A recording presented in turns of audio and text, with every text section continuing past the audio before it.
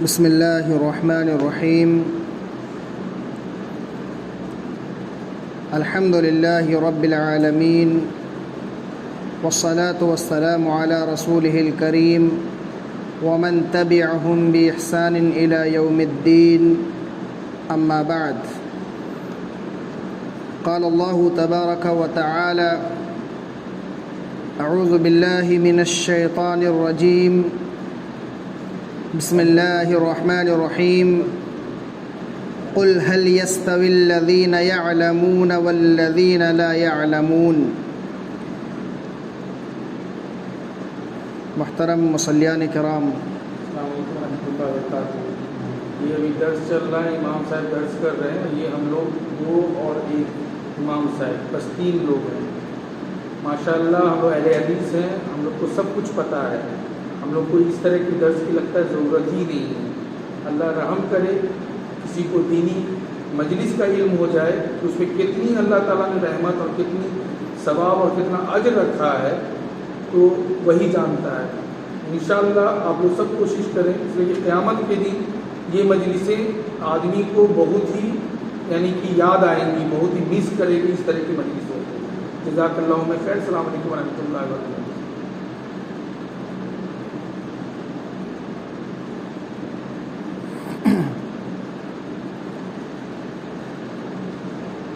محترم مصلیان کرام،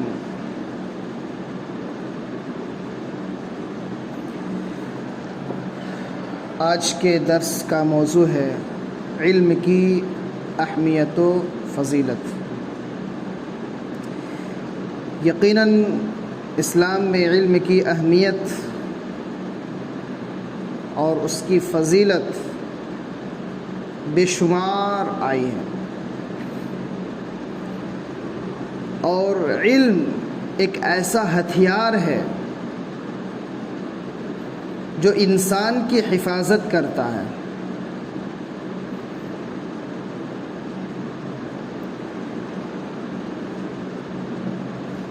اگر علم کو چھوڑ کر صرف مال اور دولت کے پیچھے پڑا جائے تو یقیناً مال اور دولت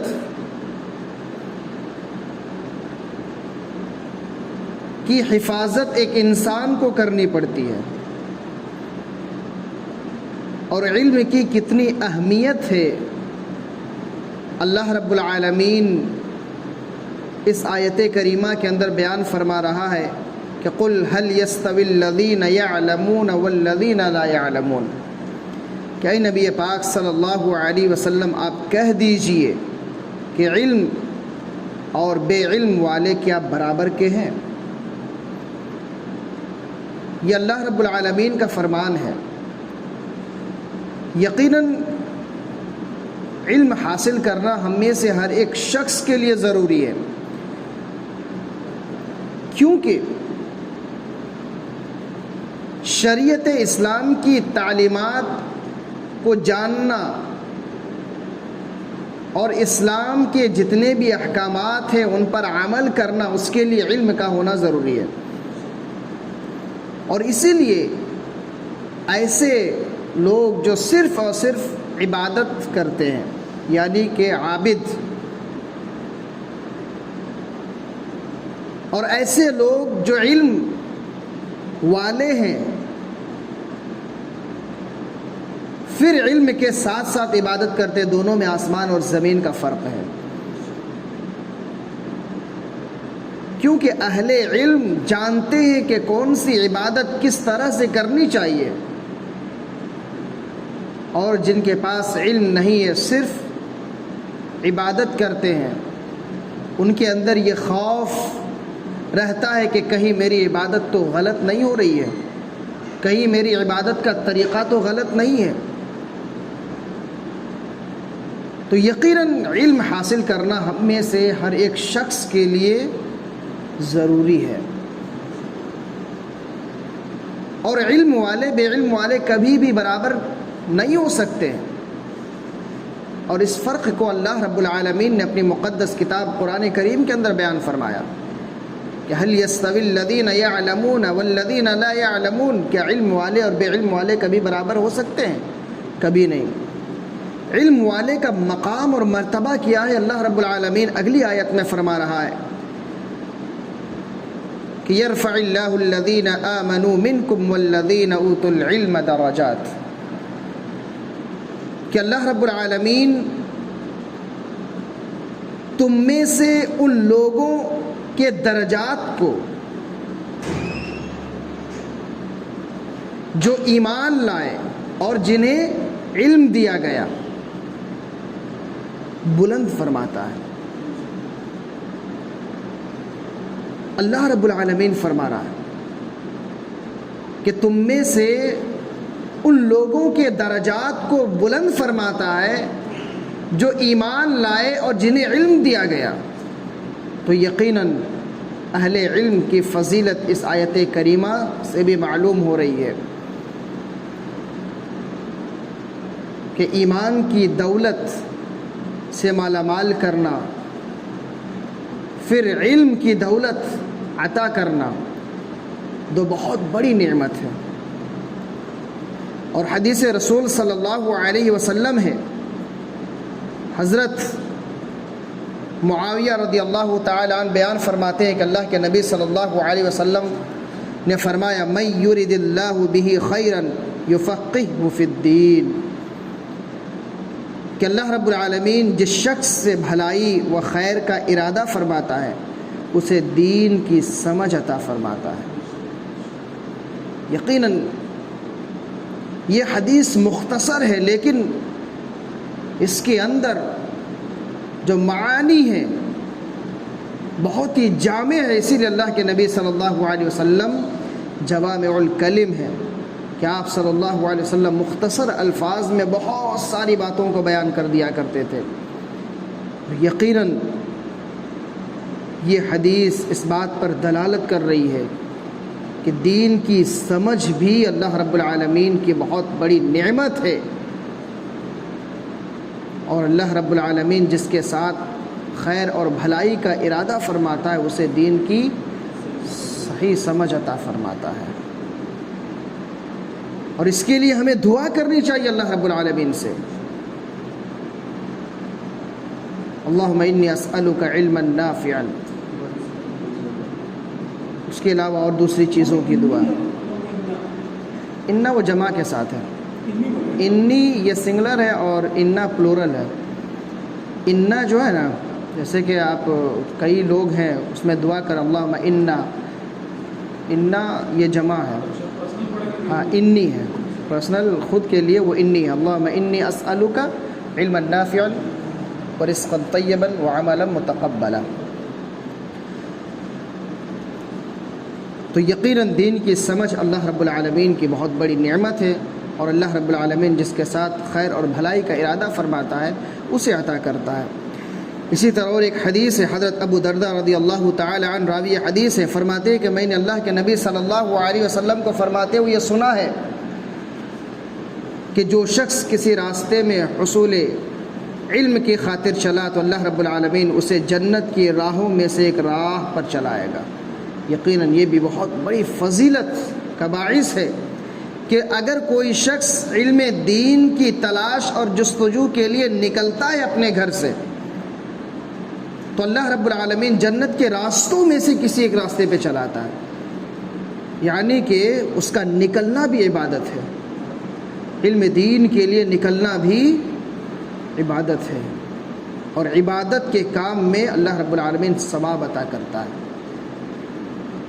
اور جب تک اللہ رب العالمین کی عبادت کی جائے اللہ رب العالمین خوش ہوتا ہے اپنے بندوں سے۔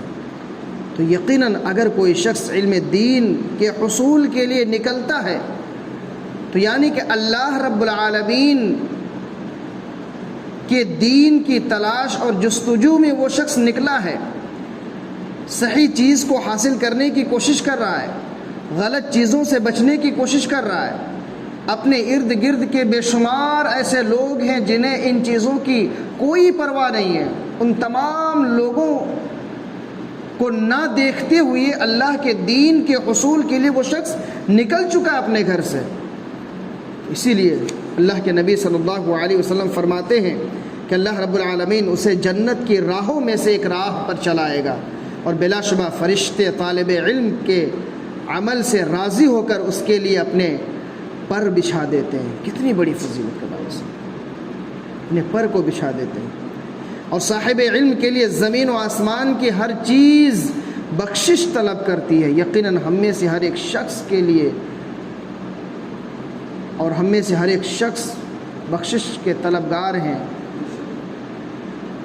اسی لیے ہم اللہ کی عبادت بھی کرتے ہیں، اللہ سے دعا بھی کرتے ہیں تاکہ اللہ ہمارے گناہوں کو بخش دے. لیکن یہاں اہل علم کی فضیلت کو بیان کیا گیا ہے، علم حاصل کرنے والے کی فضیلت کو بیان کیا گیا ہے کہ جو شخص علم دین کو حاصل کرتا ہے تو آسمان و زمین اور ہر چیز اس کے لیے بخشش کی دعا کرتی ہے. اللہ اکبر. یہاں تک کہ پانی کے اندر مچھلیاں بھی طالب علم کے لیے دعائیں کرتی ہیں. اور بلا شبہ عالم کی عابد پر فضیلت ایسا ہی ہے جیسا کہ 14ویں کے چاند کے سب ستاروں پر ہوتی ہے. یعنی کہ ابھی ہم نے بتایا کہ ایک عابد اور ایک عالم، کیونکہ عالم عمل کرے گا تو پہلے اس چیز کے متعلق وہ پڑھا ہوا ہوگا، اس کا طریقہ مکمل طور پر معلوم ہوگا. اگر کوئی گمراہ کرنے کی کوشش کرے گا، اگر کوئی مسئلہ کو الٹ پھیر کر کے بیان کرنے کی کوشش کرے گا تو اہل علم کو یہ معلوم ہوتا ہے کہ صحیح مسئلہ کیا ہے، وہ بھٹکنے کی کوشش نہیں کرے گا. لیکن اگر کوئی شخص عالم نہ ہوگا، صرف عابد ہوگا، عبادت کرنے والا ہوگا، وہیں اگر کوئی شخص آ کر کے اسے بتائے کہ تم جو یہ عبادت کر رہے ہو یہ طریقہ غلط ہے، تو فوراً وہ اپنا طریقہ بدل دے گا، کیونکہ اس کو معلوم نہیں ہے جو انہیں بتایا گیا وہ کر رہے ہیں. لیکن ایک عالم کو گمراہ کرنا بہت مشکل کام ہے. اور اس طرح کے واقعات ہمارے اسلاف سے ثابت ہے.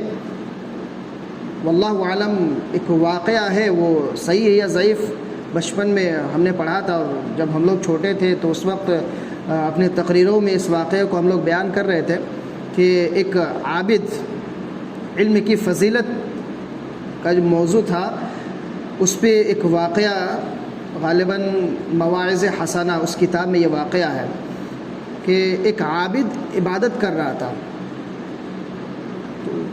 کئی سال تک وہ عبادت کرتا رہا. ایک دن فرشتہ شیطان ابلیس اس کے پاس آیا اور آ کر کے اس سے کہا کہ میں اللہ ہوں، تمہاری عبادت مجھے کافی پسند آئی ہے، آج کے بعد سے تمہیں عبادت کرنے کی کوئی ضرورت نہیں ہے، تمہارے سارے گناہوں کو ہم نے معاف کر دیا اور ہم نے اپنے جنتی بندوں میں سے تمہارا نام شمار کر دیا.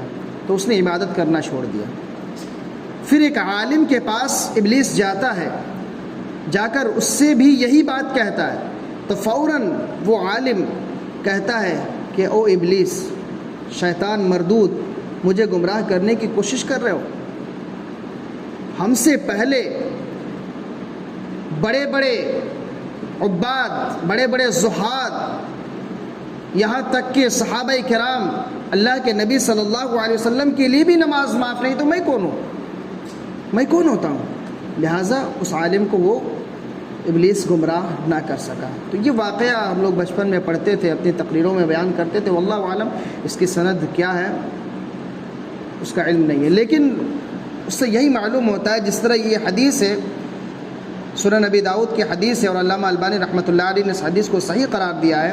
اللہ کے نبی صلی اللہ علیہ وسلم فرماتے ہیں کہ عالم کی عابد پر، یعنی علم دین کے جانکار کی فضیلت ایک ایسے شخص پر جو صرف عبادت کرتا ہو، اسے دین کا علم معلوم نہ ہو، اس پر ایسے ہی ہے جیسا کہ 14ویں چاند کی، یعنی کہ 14ویں رات کی کہ جو چاند، تو یقیناً اس کی روشنی سارے ستاروں سے زیادہ ہوتی ہے، اس طرح ایک عالم کی عابد پر فضیلت ہے. بے شک علماء انبیاء کے وارث ہیں، یہ اور ایک فضیلت. علماء کرام انبیاء کرام علیہ الصلوۃ والسلام کے وارث ہیں، اور انبیاء نے کوئی درہم و دینار ورثے میں نہیں چھوڑا ہے. انبیاء کرام علیہ الصلوۃ والسلام، اللہ کے جتنے بھی نبی اس دنیا میں آئے، انہوں نے وراثت میں مال و دولت نہیں چھوڑا، بلکہ علم کو انہوں نے چھوڑا ہے۔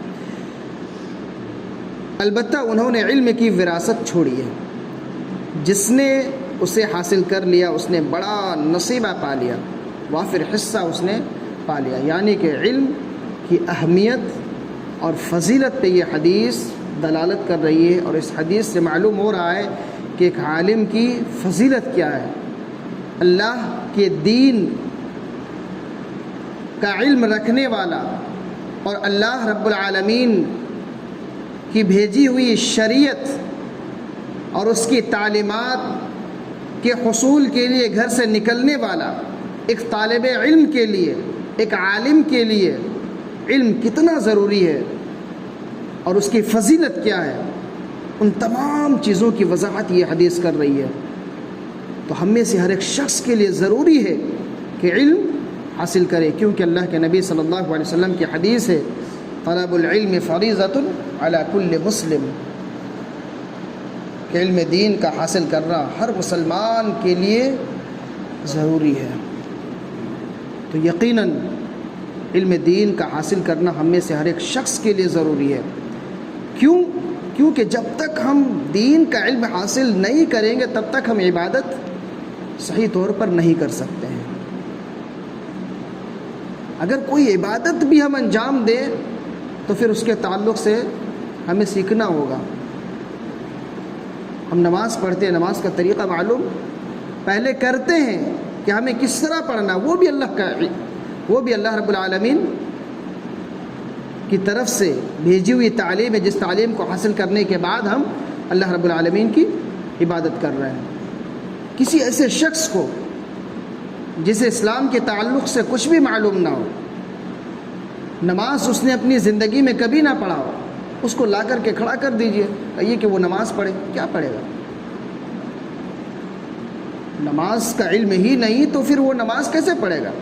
تو یقیناً تھوڑا تھوڑا علم ایک انسان سیکھتا ہے، پھر سیکھتے سیکھتے دھیرے دھیرے وہ اس پہ عمل کرنے لگتا ہے۔